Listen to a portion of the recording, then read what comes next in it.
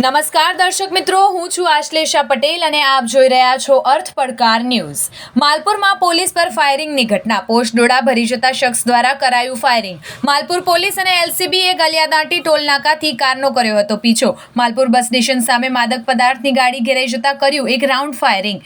માલપુર પોલીસે ફાયરિંગ કરનાર આરોપીને ઝડપી પાડ્યો, એક ફરાર। પોલીસે 13.12 લાખના 437 કિલો પોસ્ટ ડોળા ઝડપી પાડ્યા। માદક પદાર્થ લઈ જતા શખ્સ પાસેથી એક રિવોલ્વર અને એક જીવતો કારતૂસ જપ્ત કરાયો। માલપુર પોલીસને મારી નાખવાના આશયથી ફાયરિંગ કરનાર હાલ પોલીસની હિરાસતમાં। જિલ્લા એલસીબી સહિત માલપુર પોલીસની સંયુક્ત કામગીરીમાં પોલીસની જાનહાનિ ટળી। આવા જ અવનવા સમાચારો માટે જોતા રહો અર્થ પડકાર ન્યૂઝ। રિપોર્ટર રાકેશ ઝાલા, અરવલ્લી। જોતા રહો અર્થ પડકાર ન્યૂઝ અને અમારી ચેનલને લાઇક, શેર અને સબસ્ક્રાઇબ કરવાનું ભૂલશો નહીં।